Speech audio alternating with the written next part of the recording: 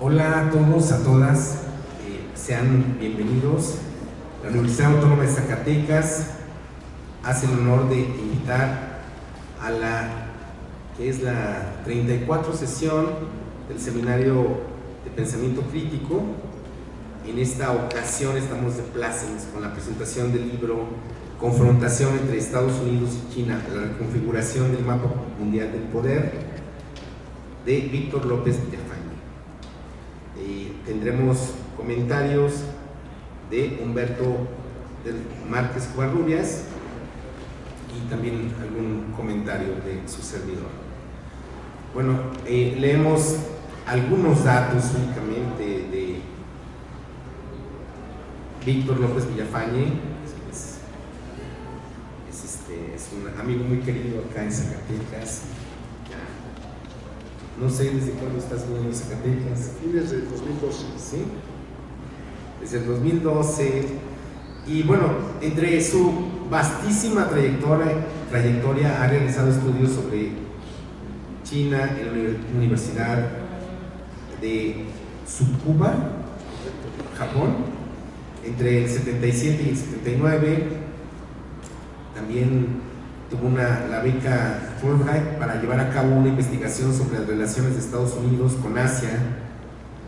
Y en fin, tiene un currículum vastísimo, ¿sí?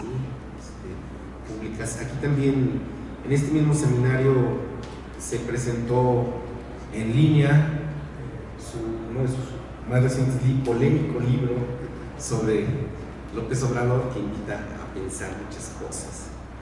El título, Confrontación entre Estados Unidos y China, la reconfiguración del mapa mundial del poder, es una obra que pareciera que Villafañe tiene una suerte de bola de cristal y anticipa lo que va a suceder, porque es increíble. No sé cuándo, evidentemente el libro se escribió antes de su publicación, mucho antes, no sé de qué año. En junio se terminó la última parte de su manga. Sí. Entonces, mucho de lo que está sucediendo ahora está descrito en el libro, ¿sí? Con una puntualidad escalofriante.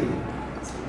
Pues estamos asistiendo a una reconfiguración de las hegemonías económico-político-militares en el mundo, y este libro, creo que, como nos lo va a comentar enseguida Humberto Márquez, profesor investigador de la Unidad Académica de Estudios del Desarrollo y quien tiene un trabajo ingente en 3 revistas de coordinación y redacción, edición de textos, nos muestra un mapa cambiante y también anticipa algunas de las dinámicas de confrontación en las cuales estamos justamente en estos momentos asistiendo, padeciendo y resistiendo. Pues sin más, le damos la palabra a Humberto Márquez para que haga sus comentarios. Buenas tardes, gracias por acompañarnos. El doctor Víctor López Villafañe es uno de los grandes expertos en la región Asia-Pacífico, con énfasis en los casos más paradigmáticos, Japón y China. Es reconocido por su trayectoria como investigador en América Latina y en México, y fue uno de los profesores destacados de la Unidad Académica de Estudios del Desarrollo.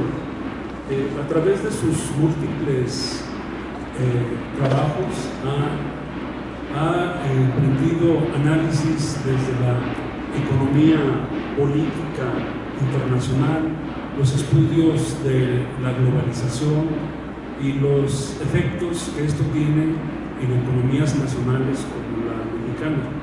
Tiene una gran cauda de publicaciones que se pudieran invocar en esta sesión, porque abordan el centro del asunto, tales como la modernidad en China, Japón, después de ser el número 1, y también recientemente publicó una obra analítica sobre la llamada Cuarta Transformación, que es una obra también referencial.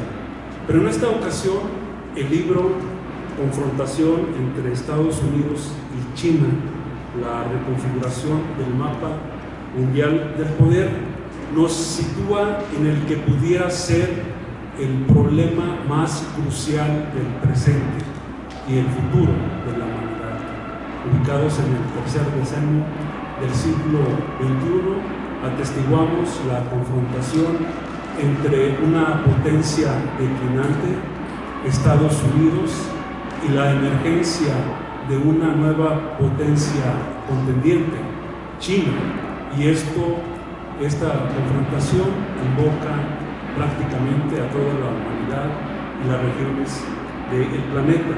Aquí se encierra entonces el nudo gordiano de la reflexión y el análisis del libro, que se enmarca como un conflicto geopolítico que habrá de definir el derrotero de las siguientes décadas del siglo XXI.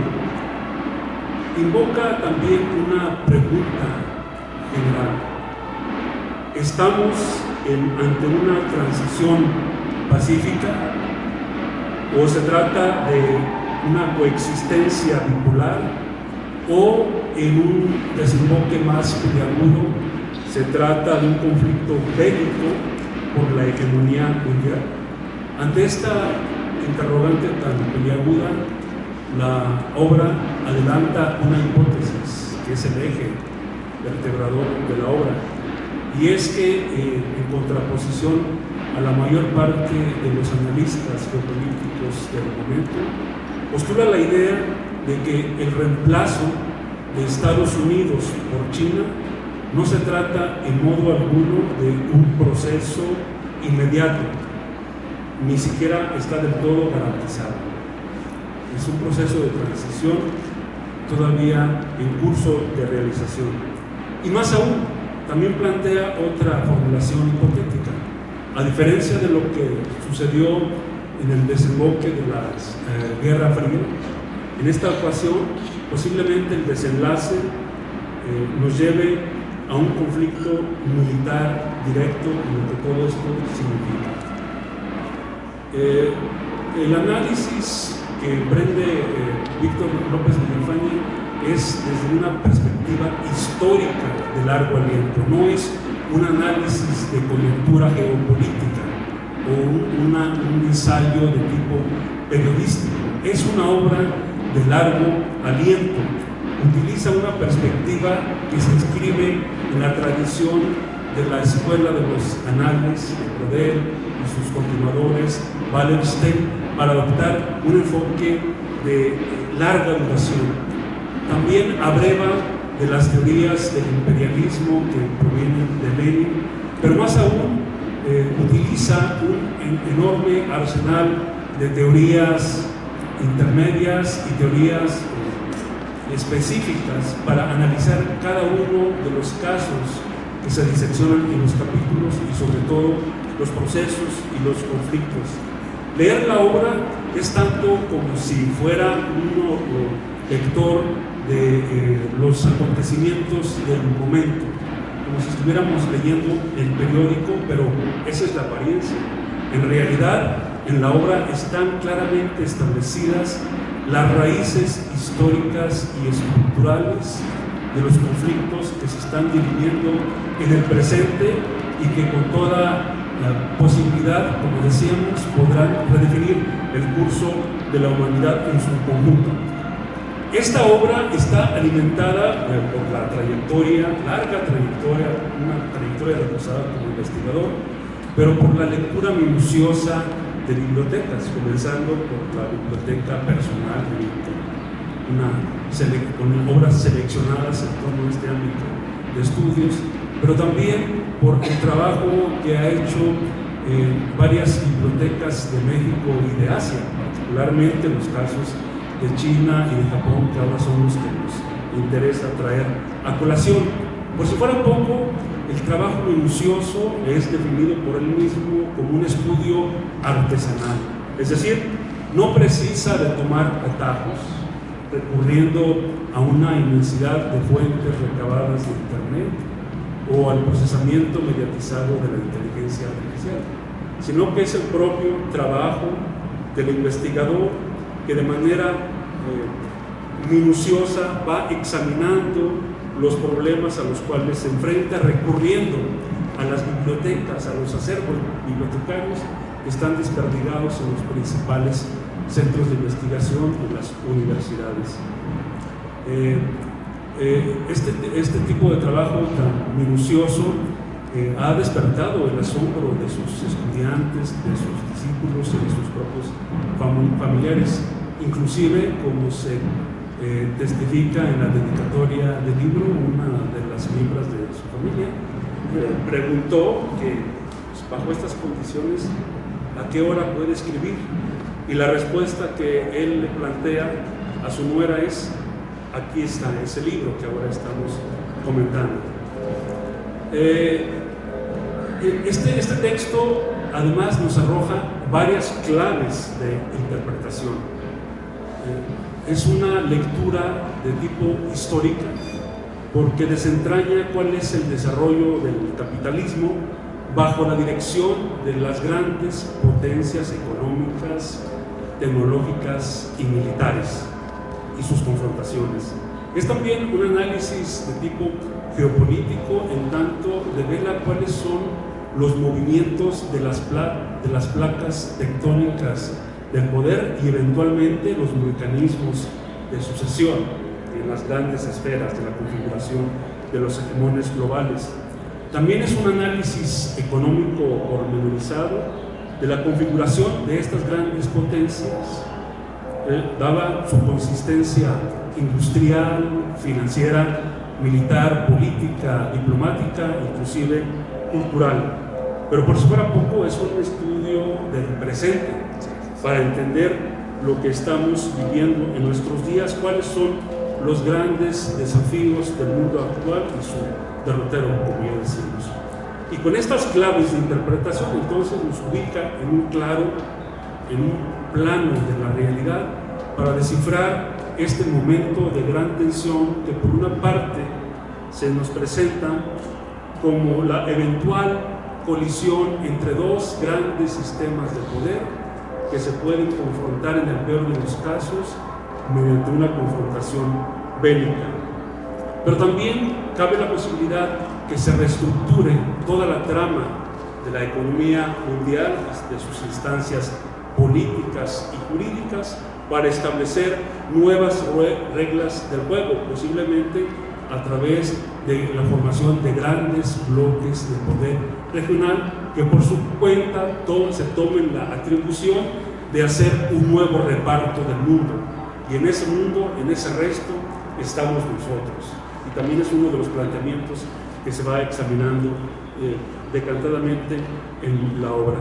Entonces, la proposición del autor es que esta cuestión no hay que verla simplemente como una guerra comercial, donde los contrincantes se lanzan unos a otros aranceles para contener a través de las barreras el flujo del comercio y de la inversión y de la tecnología, sino que en lo profundo se trata de la colisión del sistema de poder económico y político reencarnado por estas dos grandes potencias. Ante esto se prefiguran varios escenarios críticos. El primero, cabe que el conflicto desemboque en simplemente la coexistencia de dos grandes potencias sin necesariamente la supremacía de un gran hegemón. Es decir, el mundo se podría dividir en dos grandes polos, bloques, hemisferios, capitaneados cada uno por una potencia dominante, las que están ahora citadas en el título mismo de la obra. Esa es un posible desenlace. Un segundo desenlace es que esta confrontación termine en el triunfo de la potencia emergente, es decir, China, que se erija como el nuevo hegemón mundial y en consecuencia Estados Unidos se reduzca simplemente a ser una potencia regional, posiblemente del continente americano y de otras regiones del mundo que todavía estén aliadas en torno suyo. Un tercer escenario que se puede interpretar desde la lectura del libro es que posiblemente Estados Unidos, bajo una avanzada imperialista como que estamos atestiguando en nuestros días, logre contener en definitiva la embestida de China y de su bloque de aliados y lograr continuar ejerciendo el papel predominante a escala mundial y que reserve a China y su área de influencia la función de una potencia regional. Esa es otra posibilidad. Otra más, y es la más peligrosa, es la que todo esto nos lleve a un curso de confrontación bélica para dirimir quién de los dos será el siguiente gran hegemón mundial y en tal caso dominará a sus anchas el mundo y se repartirá para sí mismo los recursos naturales y humanos que ahí se contienen. Y sin embargo, como la obra es analítica y revisa todos los flancos posibles, también advierte la posibilidad poco advertida por los analistas, en el sentido de que la resolución del conflicto ubique a un tercero en discordia, una nueva potencia emergente que muy pocos mencionan, y en este caso se trata de India, que es como China, como Estados Unidos, un gran territorio, un coloso demográfico, una economía en ascenso, que está consolidando también una gran capacidad científica y tecnológica y un arsenal militar de respeto. Es decir, este sería un último escenario o un desenlace posible. Aquí están todas las cartas abiertas y expuestas para que el lector las vaya revisando poco a poco. Otra cuestión que me gustaría resaltar es que el análisis es tan detallado que se realiza en 3 pistas o en 3 movimientos, cuando se pone de realce el papel específico que cada una de las potencias está jugando y cómo se están confrontando. Por una parte, se analiza en vena histórica el origen, desarrollo, ascenso y declive de Estados Unidos. Es decir, Estados Unidos aparece primero, como es sabido por todos, como una configuración colonial del reino de Gran Bretaña en la costa este de Estados Unidos, las 13 colonias, y el hito histórico será la independencia de las 13 colonias en 1776, y a partir de entonces comienza una enorme ola expansiva de Estados Unidos para consolidar su territorio. Por una parte, se va extendiendo de la costa este hasta el Pacífico y del norte al sur, y en esa medida emprende guerras de conquista y lo que se pudiera considerar como una suerte de acumulación originaria americana, en el sentido en que despoja, por ejemplo, a los pobladores indios originarios de sus territorios, también a las colonias francesa y canadiense, pero también a los mexicanos, cuando de hecho se apropia de la mitad del territorio que conocemos. Entonces logra consolidar una enorme extensión territorial que después se convierte en el mercado interno más grande del mundo, y esto será también sumamente importante, porque esto le permitirá hacer un despliegue de la infraestructura, de la industria, del comercio y de las finanzas como ningún otro país del momento podría hacer. Además, Estados Unidos experimenta su propia revolución industrial, genera un encadenamiento de inventos que luego se traduce en la configuración de un sistema industrial de nuevo tipo a través de las máquinas herramientas que van engarzando los ejes troncales de las grandes industrias que ahora conocemos, como la industria automotriz, la industria farmacéutica, la industria petrolera, la industria armamentista, los servicios, etcétera, etcétera. La locomotora industrial entonces se asienta en el territorio estadounidense y esto le permite consolidarse como una potencia, una gran potencia. Además, abreva desde entonces de enormes masas de trabajadores inmigrantes que llegan primero de África a través del comercio de esclavos y que se asientan sobre todo en las economías de enclave en el sur, pero también de inmigrantes de Europa, del propio Asia, incluyendo grandes contingentes de trabajadores de China y también de lo que ahora es México y más al sur. Estas fuentes inagotables de trabajadores han estado nutriendo de manera incesante todos los ciclos del desarrollo del capitalismo en Estados Unidos. Pero más adelante la vuelta de tuerca se da en la culminación de la Segunda Guerra Mundial, cuando en definitiva Estados Unidos emerge como la principal potencia capitalista del mundo, pero con la peculiaridad de que su territorio y sus instalaciones y su infraestructura no fueron devastadas por la guerra. Por lo contrario, Estados Unidos se erige como la potencia que va a restaurar bajo programas específicos a los países que fueron devastados como Japón y Alemania, y entonces los encaminará para que sean las nuevas potencias industriales, pero tuteladas por Estados Unidos. Entonces, a través de los acuerdos del Bretton Woods, se instituyen los organismos financieros internacionales, el Banco Mundial, el Fondo Monetario Internacional y las subsecuentes organizaciones, además de que se le confiere al dólar la potestad de ser la divisa internacional, la fuente de valor, la fuente de reserva que desplaza a la moneda inglesa. En definitiva, Estados Unidos se configura entonces como la principal potencia capitalista del mundo, que sin embargo está confrontada con el bloque soviético. El siguiente paso, relatado detalladamente por López Villafañe, será el desmoronamiento del bloque soviético, y a partir de entonces Estados Unidos sí se consolida como el gran hegemón del mundo. Y empieza entonces la escalada de la globalización neoliberal, entre cuyas pretensiones tiene la de articular todos los territorios del mundo como si fueran un mismo y único mercado. En este punto, sin embargo, hay una jugada importante que está consignada en el libro y que es una de las piezas analíticas, que es en los 70s y en los 80s para derrocar el poder político y sindical de los trabajadores y abatir los costos de producción.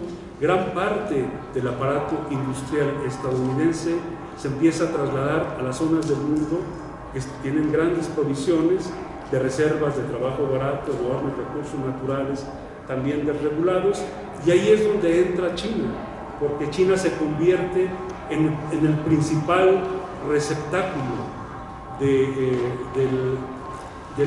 la deslocalización de las industrias claves de Estados Unidos.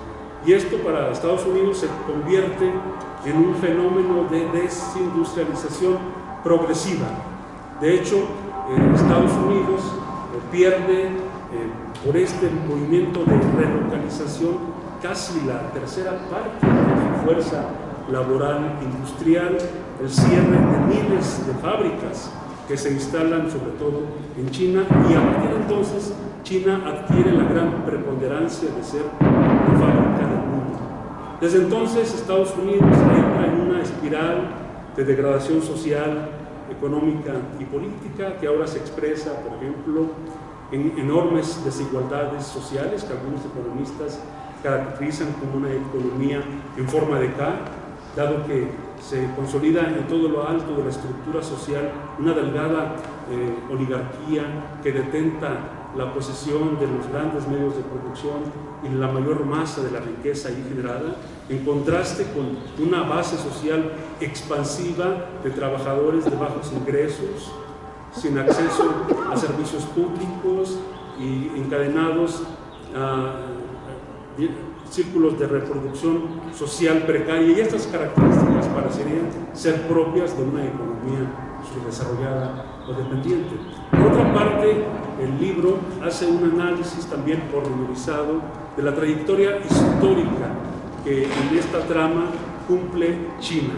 China, que podemos decir, se trata de un imperio milenario, una de las principales cunas de la humanidad, que ha generado grandes inventos, pero también empezó a hacer los trazos de las principales rutas comerciales antiquísimas, ancestrales, y sufrió también el embate de potencias regionales que intentaban apropiarse de sus riquezas, inclusive llegaron a colonizarlas. Sin embargo, la propia China logra levantar cabeza, crear un ámbito de autonomía, y a partir de la revolución china es que adquiere un ámbito de control de su propio territorio, logra pacificarlos, implementar los primeros programas de soberanía alimentaria, digámoslo así en los términos de la época, empieza a implementar planes quinquenales de desarrollo que sin embargo no logran generar ciclos de acumulación de largo aliento, y será a partir de los 70 que se acercan a Estados Unidos, precisamente, Estados Unidos buscando desmantelar el vínculo que tenían con el bloque soviético para que China se reconvierta y se vincule hacia la órbita del mercado mundial capitalista, y entonces se decretan las primeras zonas económicas especiales, que son la sede donde se van a inocular todas estas plantas industriales de origen estadounidense, pero también asiático, pero también europeo, que colocan a China como la principal fábrica del mundo. Y desde entonces hay una alianza entre el gran capital estadounidense, europeo y asiático con China. Más adelante China se incorporará a la OMC, y esto le permite entrar en definitiva en los grandes circuitos comerciales, industriales y financieros del mundo y alimentar, entonces sí, la gran fábrica productora de mercancías que inunda no solo el mercado de Estados Unidos, sino también el mercado mundial. Y entonces China se reconvierte de ser una plataforma exportadora, una gran fábrica de ensamblaje, en la gran locomotora de la economía mundial, y experimenta lo que en otro de sus libros Víctor analizó como el régimen de alto crecimiento, que solamente fue para esos entonces reproducido en la economía china como otrora lo había sido en el caso de Japón. Es decir, la nueva potencia económica industrial de reemplazo fue China, que sustituía a Japón. Y aquí se logran acopiar grandes excedentes económicos, y esto le imprime entonces todas las capacidades para el gobierno chino para emprender ya una estrategia de nuevo tipo que de una buena vez confrontara a Estados Unidos. Y a partir de entonces China empieza a colocar parte de sus excedentes a través de la estrategia conocida como la nueva ruta de la seda. Es decir, todo un impresionante programa de construcción de infraestructura en África, en Asia y en América Latina, sobre todo en el desarrollo de puertos, carreteras, aeropuertos que estuvieran conectados a las cadenas de suministro que China requiere para alimentar la boyante industria exportadora. Asimismo, China exporta capitales a través de la colocación de deuda que en muchos casos se trata de una deuda de urgencia para economías que estaban en predicamentos.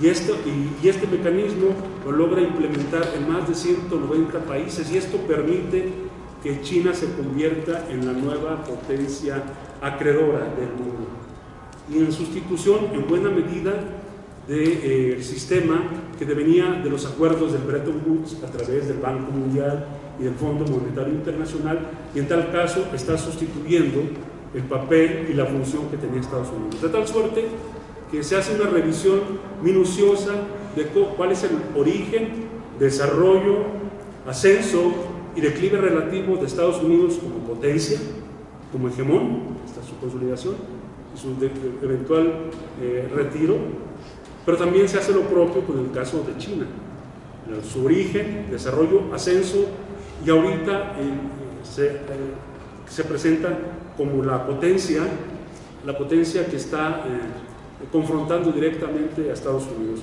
de tal suerte que estamos en un momento de transición, de indefinición, de un curso que abre todas las posibilidades como inicialmente planteábamos. Se puede hacer, para terminar, el recuento de algunos datos que pudieran ser cruciales para ir identificando en el lugar en el que estamos. Simplemente, si hacemos la contrastación del papel que tiene el grupo asociado con China a través de los BRICS en su participación en el PIB mundial, a partir del 2020 ya rebasó al grupo de los 7. Y a partir del 2023, las economías de la región Asia-Pacífico, que suman a China, Japón, Corea del Sur y otros, ahora también han rebasado al bloque económico de América del Norte, compuesto por México, Estados Unidos y Canadá, en la participación también del Producto Mundial. Pero quizá esta pudiera ser una mera argucia comparativa estadística, porque estamos contrastando bloques y no economías nacionales. Aquí, de manera más específica, el contraste se puede hacer Estados Unidos vis a vis China. Y por una parte, pudieran tomarse nota de que estamos en una especie de carrera parejera, pero hay emplazamientos todavía estratégicos.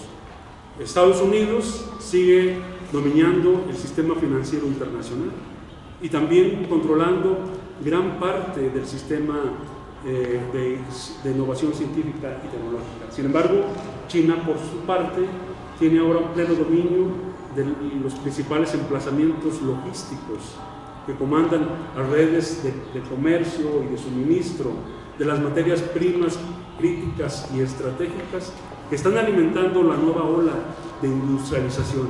Al mismo tiempo, China está tomando el liderazgo de algunas de las cabezas principales de las industrias tecnológicas de avanzada, y con ello tiene una carrera muy cerrada con Estados Unidos y con sus socios. Sin embargo, Estados Unidos aún sigue siendo la principal potencia militar del mundo.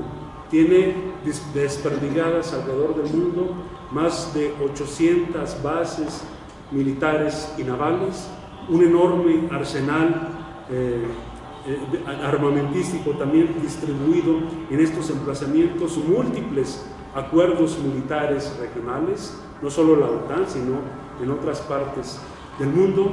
Y por si fuera poco, Estados Unidos, pues en nuestros días tiene varios flancos abiertos de guerras por delegación o guerras donde directamente está interviniendo, como es el caso de Irán. En cambio, China solamente tiene una base militar fuera de su propio territorio y no tiene este despliegue militar en el mundo. Sin embargo, hay un punto de tensión entre los dos países, que es Taiwán. Taiwán, hoy por hoy, es el espacio de disputa geopolítica y militar que eventualmente pudiera llegar a confrontar a las dos potencias, que pudiera ser el desenlace de la quinta hipótesis que planteábamos en la interpretación o lectura de este documento. Ya para terminar, simplemente hacer mención del papel que juega México en esta trama. En el subtexto se invocan los casos de Japón, de India y de México, también de América Latina. Pero en el caso de México, hay varias preguntas por hacer y suponemos un enorme debate. En este concierto, México es una potencia media también de ingresos medios, que no tiene como propósito estratégico convertirse en el corto ni en el mediano plazo en una potencia económica, política y militar emergente. Simplemente sigue fungiendo, como lo ha sido, un eslabón débil de las cadenas de producción que están sobre todo controladas por el gran capital estadounidense, que a través de sus estrategias de relocalización industrial categorizó a México como una de sus varias plataformas de exportación que operan a través del mecanismo conocido de importar insumos, ensamblarlos y reexportar los productos terminados. Bajo esta estrategia, México no ha logrado crear sus propias marcas ni generar procesos de innovación de manera autónoma, sino que se sigue inscribiendo bajo una trama de subordinación. Por lo tanto, este libro me parece que nos aporta importantes claves de interpretación para entender cuál es el desafío del momento, que es la confrontación entre la potencia emergente y la potencia desafiante, para descifrar cuáles las pistas sobre las cuales se mueve el conflicto entre ambos y para entender sobre todo cuál es el papel que en esta confrontación estamos jugando los países del llamado resto del mundo como es México. Las preguntas están abiertas y el debate también. Yo agradezco a Víctor que comparta con nosotros su última obra, que espero no sea la última, y hacemos la más reciente, y hacemos la invitación a todos ustedes para que hagan una lectura reposada de este texto que, créanme, se puede leer, como se decía antes, en un solo día. Gracias.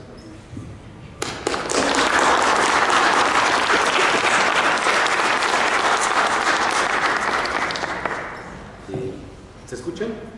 Creo que no. Tienes que subir. No. Tienes que subirle la... Ahora sí se escucha. Después de la exhaustiva presentación que hace el doctor Humberto Márquez, quizá dos comentarios muy breves para cederle la palabra al autor.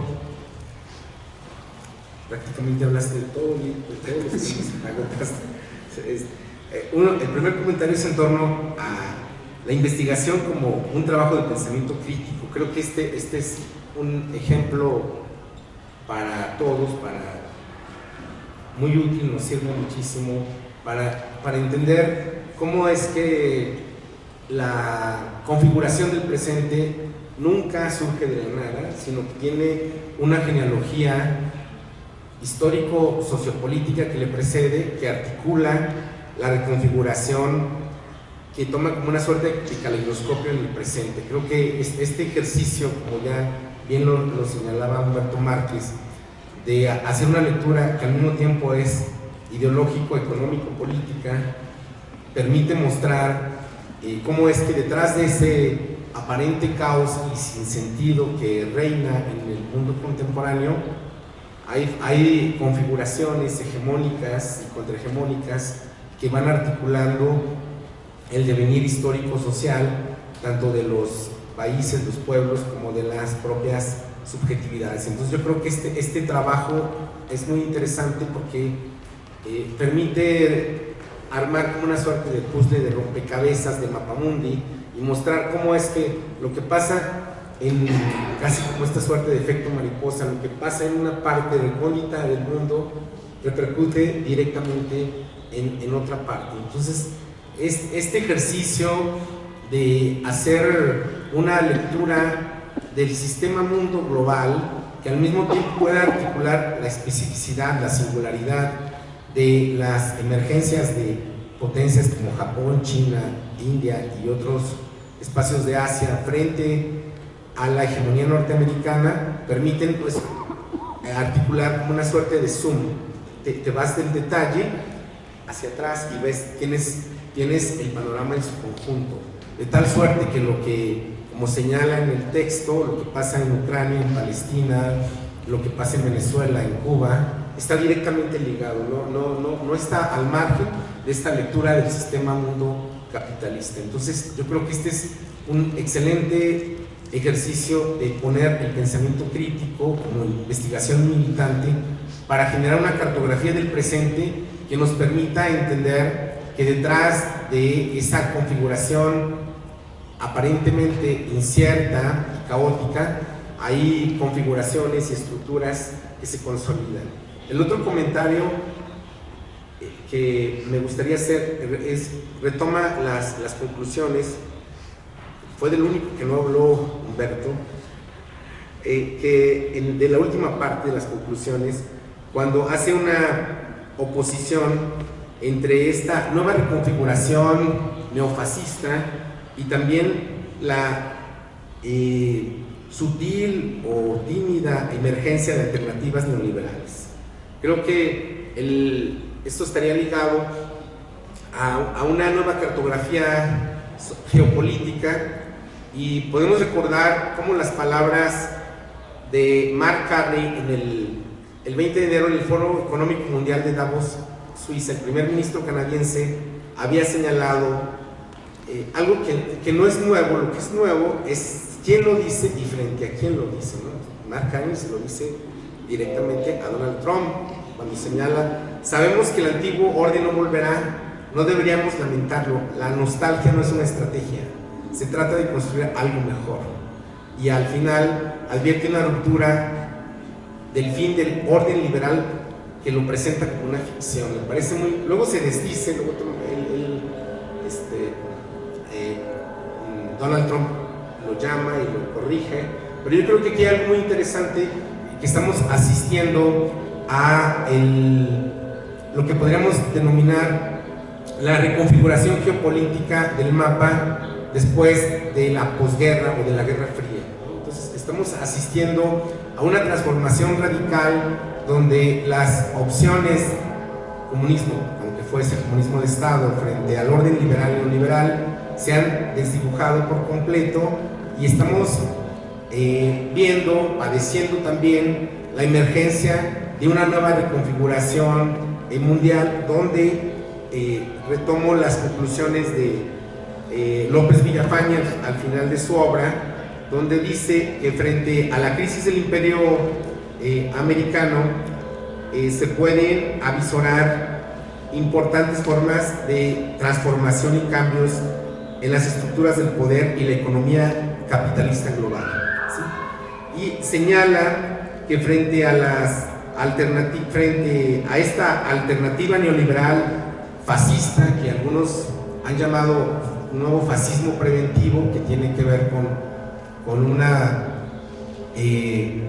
resignificación del viejo fascismo a partir de la alianza con las tecnociencias, también es posible pensar las fuerzas progresistas en todo el mundo como una forma de lograr un camino hacia otro tipo de sociedad.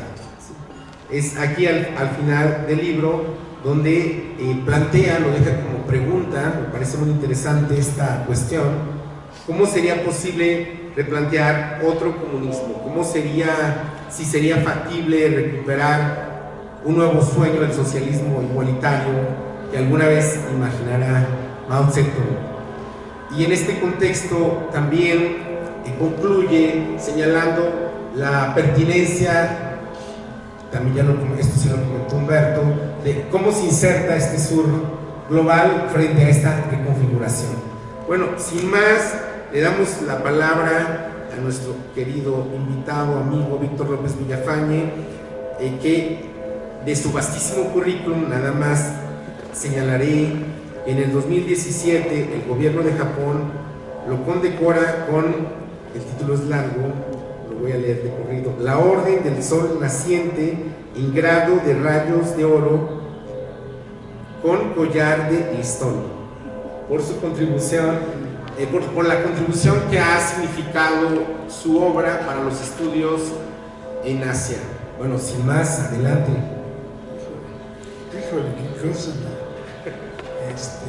Como podrán darse cuenta, no me equivoqué en seleccionar a Sigifredo y a Humberto Márquez me acompañaran esta tarde, ¿no? Pues son luminarias de Zacatecas y yo creo que de todo el noroeste, junto con queridos profesores, investigadores, exalumnos, y por supuesto tengo acá la presencia de Raúl Delgado, que gracias a él es que yo pasé acá 10, 12 años, y en fin, Margarita, perdón, los estoy viendo, estoy muy contento pues de venir y de hacer esta presentación y sobre todo la calidad de los comentarios, pues está mejor que lo que yo podía decir, la verdad es impresionante, es que a veces uno escribe la obra y la piensa, va escribiendo y la deja, ¿no? Y luego la gente, lo importante de las obras, ¿no? Que la gente ve cosas que uno dijo, pues sí lo escribí, pero no en ese sentido, ¿no? Sí, es muy interesante, ¿sí? Como que incluso las palabras van tomando su independencia, ¿no? Las frases, las concepciones, es muy rico realmente estar recuperando esta obra. Tengo que admitir que pues, de lo mejor, esta es la tercera presentación de la obra en lo que va el año y pues ha sido, la verdad, de lo mejor, les agradezco infinitamente, ¿no? Entonces, decir algunas cosas y que luego pues entramos a una conversación, ¿no? ¿Verdad? Primero, es una cosa así media simpática, la dedicatoria. Yo tengo una nuera que es colombiana, es de Medellín, casada conmigo, pero entonces ellos tienen 20 años casados. Y claro que siempre me ve en reuniones familiares. Y yo soy muy sociable, como ustedes, los que me conocen bien, saben que lo soy. Y entonces siempre ella, su imagen es el suegro que escribe y que aparece en libros y cuanta cosa, pero siempre lo veo bebiéndose una copa de vino, relajado. Entonces un día así, como diciendo, oye, ¿y tú a qué horas escribes? Pues todo el tiempo estás tomando tu copa de vino, platicando, ¿no? Y entonces me choqueó, me dejó así, ¿no? Entonces, es que piensa que no trabajo, ¿sabes? No sé, mejor piensa que es todo con inteligencia artificial, ¿no? Y entonces, ahí en ese momento, pues dije, ya tengo la dedicatoria, ¿no? No se lo dije ni nada, incluso ya se sorprendió, esa era la dedicatoria.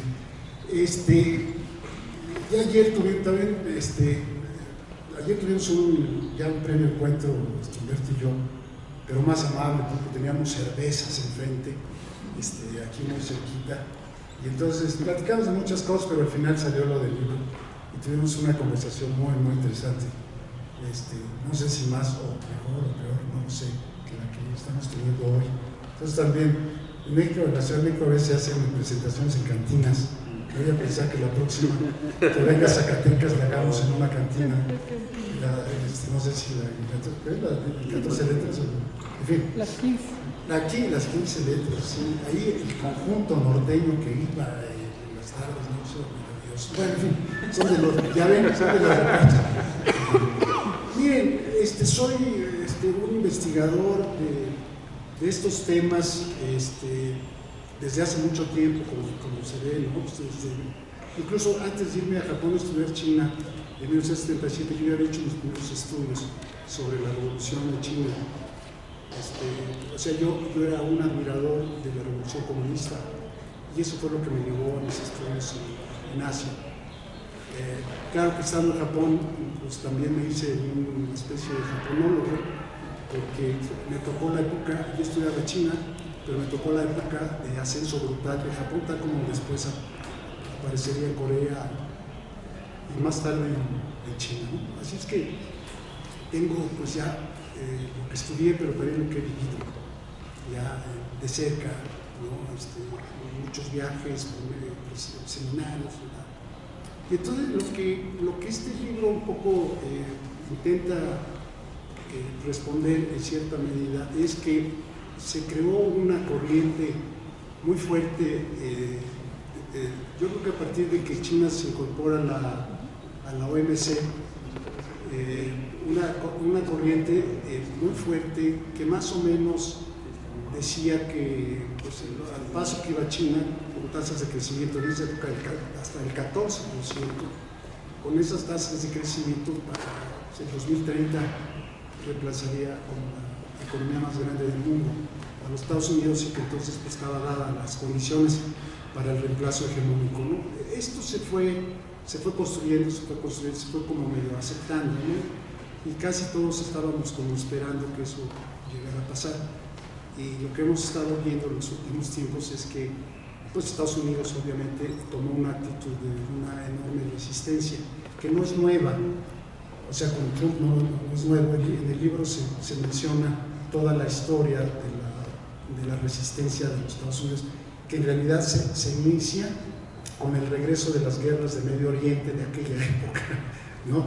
Con Irak, sobre todo, y Afganistán, cuando Obama, siendo presidente, él anuncia en 2012, anuncia por ahí, debe haber sido 2009, en esas fechas, él toma la presidencia en 2008 con la crisis de Estados Unidos, la crisis financiera, y él dice, vamos a regresar a Asia, le llamó en inglés de pivot to Asia, o sea, vamos a regresar a Asia porque hemos descuidado a Asia y ya China ya está ascendiendo muy rápidamente. Entonces él inicia todas las primeras políticas que aparecen aquí en el capítulo respectivo. Posteriormente, con Biden, se inicia, con Obama hay incluso una reestructuración de carácter estratégico militar en todas las regiones, ¿no? Y se inicia lo que iba a ser el instrumento más importante de contención, que iba a ser el Tratado Transpacífico, que se acaba exactamente cuando Trump toma el poder y lo desecha. No sé si recuerdan, esa fue de sus primeras acciones, desecho, ya estaba elaborado, y era un tratado que era unir a toda Asia en contra de China. En realidad había sido un tratado que iba a exigirle, sobre todo a China, regulaciones si se quería unir a ese tratado. Este tratado tenía previsiones muy fuertes sobre regulaciones estatales, ¿no? Sobre empresas estatales, que era el foco digamos, de daño que se preveía le podrían hacer a China en el caso de que se metiera a este Transpacífico, a este Tratado Transpacífico. Llegó Trump, y Trump inició la primera política de aranceles y cambió, pasó de una política digamos, más o menos decente de Obama a una política lépera, ¿no? Y lépera 1, porque lépera 2 y lépera 3 ya, y mañana no sé si va a ser lépera 4, lo que va en ascenso, la magnitud de lo que hace el señor Trump, ¿no? Pero entonces era, antes de pasar rápidamente aquí, decir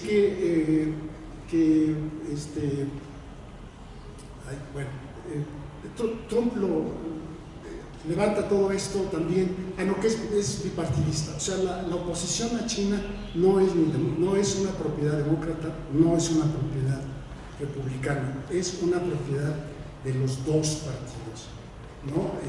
Y entonces lo que cambia sí es la grosería, la forma grosera de actuar de Trump, que tiene que ver con el equipo de él, que son los que se quieren beneficiar de doblegar a China, ¿no? Entonces, que eso no estaba tan perfectamente alineado ni con Obama ni con Biden, ¿no?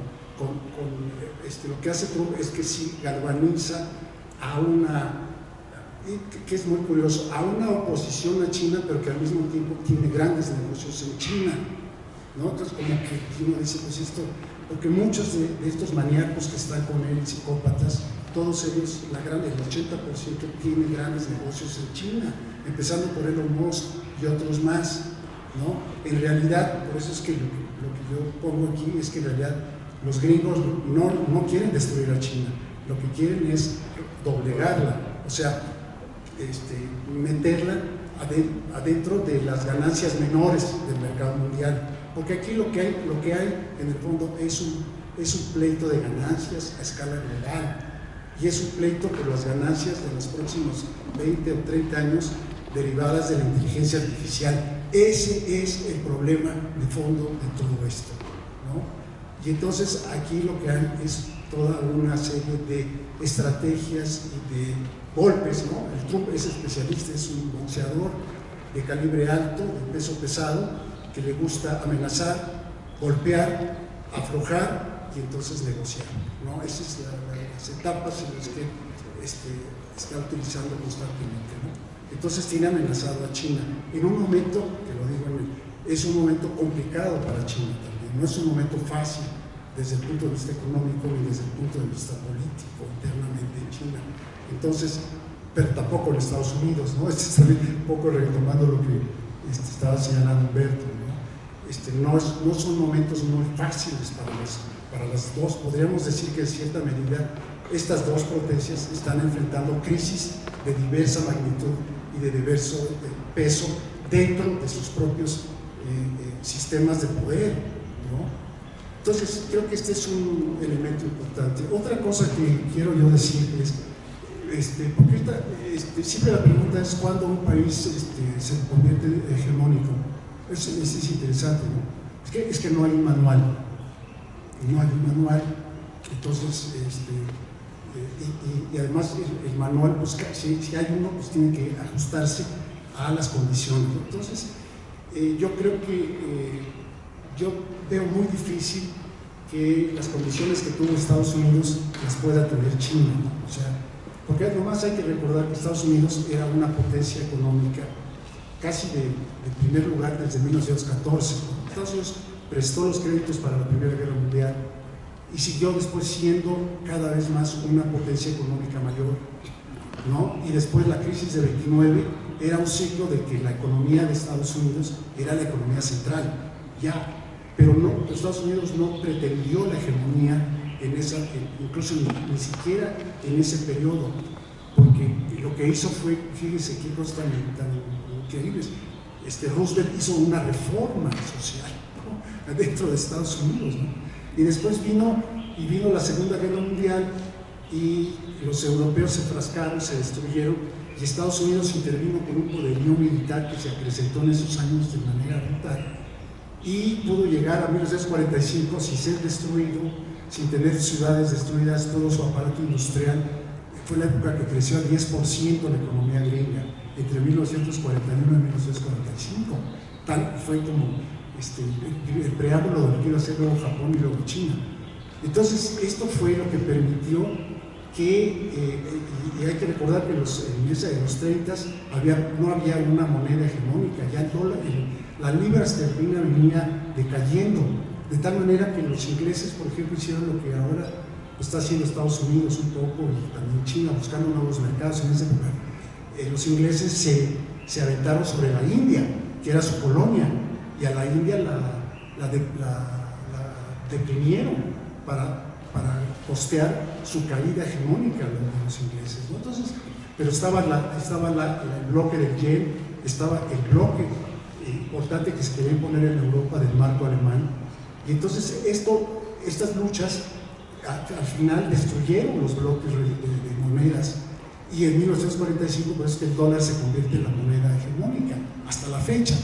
Entonces yo diría que, retomando todo eso, imagínense, para que China pusiera el yuan como la moneda central, para que todo el crédito se diera en yuanes, para que se aceptara, porque los europeos y los japoneses, que fueron los derrotados, las versiones derrotadas y las versiones destruidas, aceptaron la hegemonía de los Estados Unidos, ¿no? Entonces aquí tendríamos que pensar, si el mundo, sobre todo occidental, y también el oriental, si también la India, por ejemplo, aceptaría la hegemonía china. Por eso es que menciono, la India tiene un concepto interesante, que es el concepto de autonomía estratégica. Ellos dicen, nosotros estamos en BRICS, pero la idea de nosotros es llegar a dominar a China, no que China nos domine a nosotros, ¿no? Y son vecinos, por ejemplo, ¿no? Entonces, digo todo esto para ver que la confrontación, la sucesión de hegemonías no es una cosa fácil, realmente es una cosa sobre la cual ahora no tenemos ninguna experiencia y que la vamos a, como estaba diciendo Sigfrido, la estamos viendo, la estamos asistiendo, la estamos sufriendo y también, como decía, la estamos resistiendo, ¿no?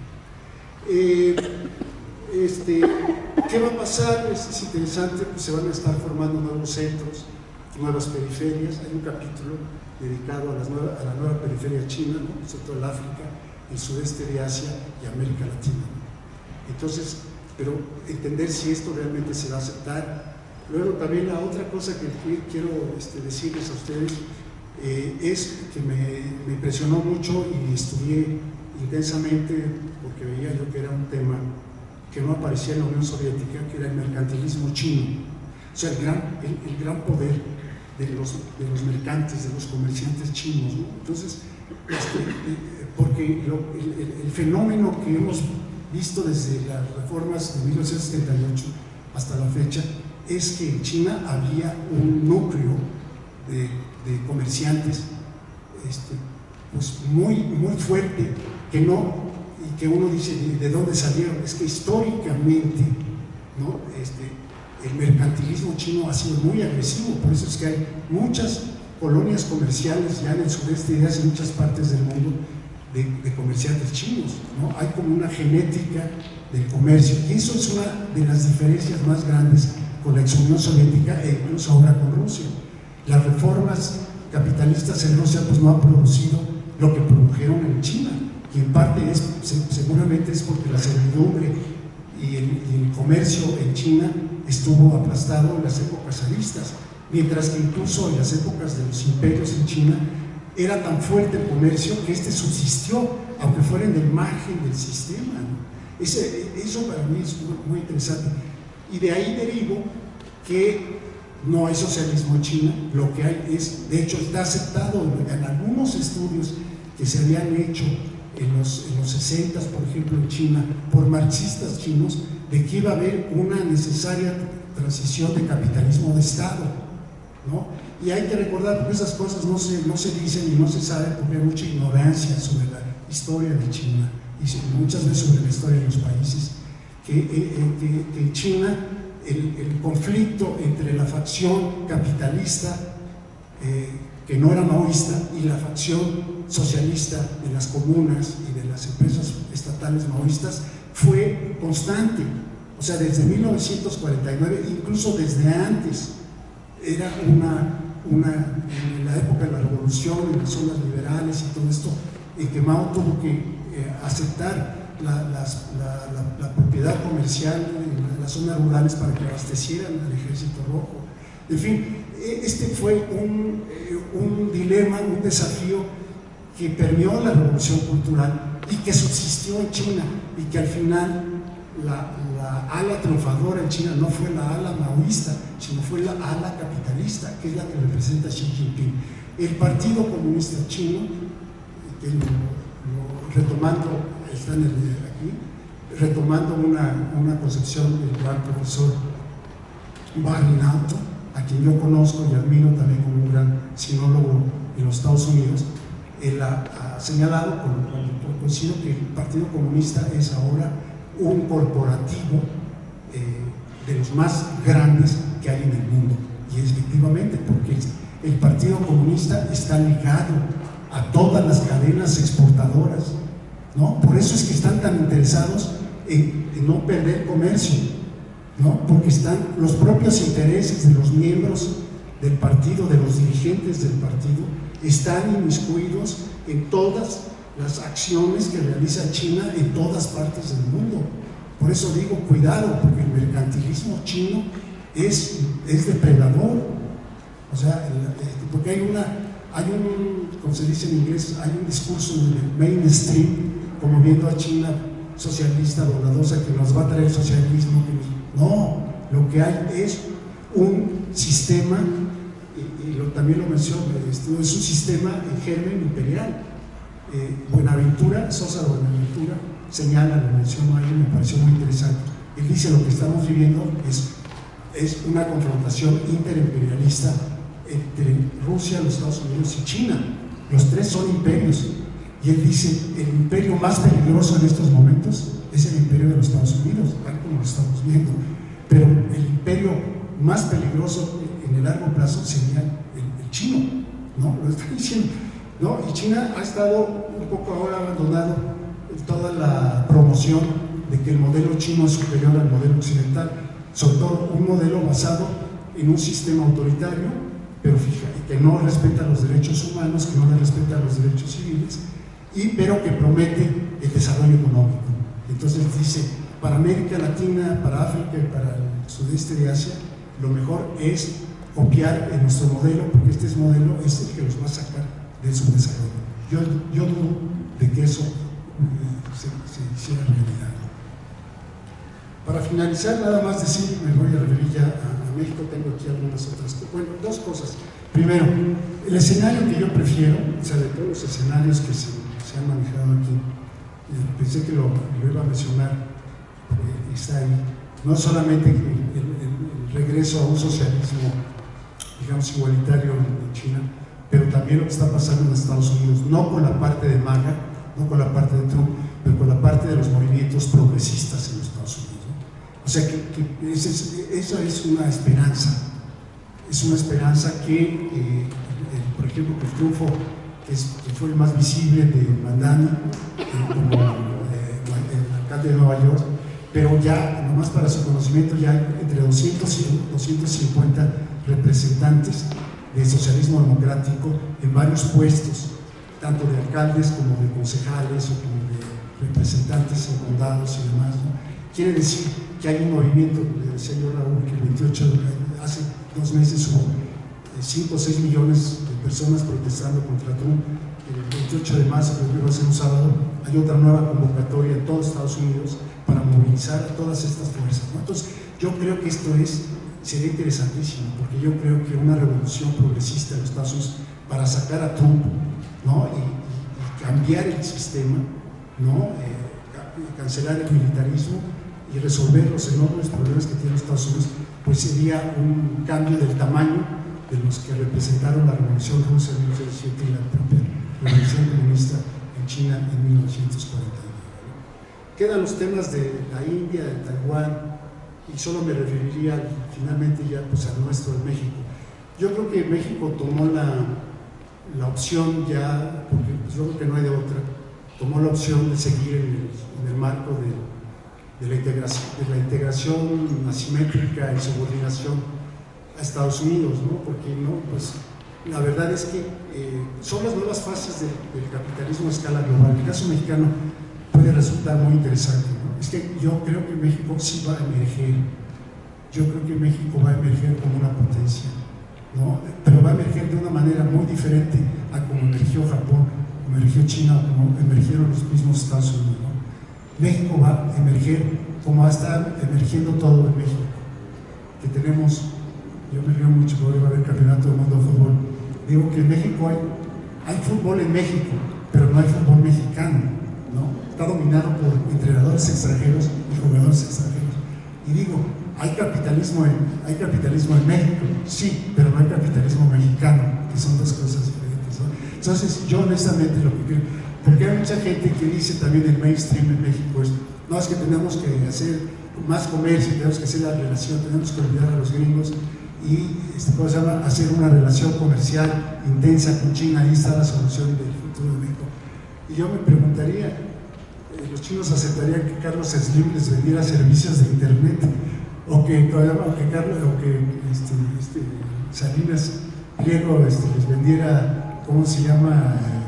Refrigeradores, que les diera crédito, compras y cosas. Así que en México hay un capitalismo sin capitalistas, ¿no? Sobre todo de capitalistas en el sentido de transformación, en el sentido de los que hacen máquinas, de los que hacen innovaciones que tienen un gran impacto, ¿no? Entonces, yo creo que es muy interesante, ¿no? La posesión, probablemente la reacción de los Estados Unidos en cuanto se calme todo esto, pues va a volver a favorecer a México, porque evidentemente nos vamos a convertir en una de las patas que van a probablemente a sostener a los Estados Unidos en esta larga, no, pues no tan larga, no sabemos cuánto va a durar la declinación. Un famoso historiador, Alfred McCoy, un historiador de los Estados Unidos, vaticinó que le quedan dos décadas al imperio gringo, ¿no? Pero no sabemos si esto va a ser, va a tener un colapso anterior a esto. Termino pues agradeciéndoles, ¿no? Su presencia, su atención, ¿no? Y pues, recomendándoles que ojalá tuvieran el tiempo, el deseo, las ganas de leer esta obra, y con mucho gusto, si quieren, y así lo decide nuestro moderador, podríamos pasar Claro. a una ronda de intervenciones de parte de ustedes.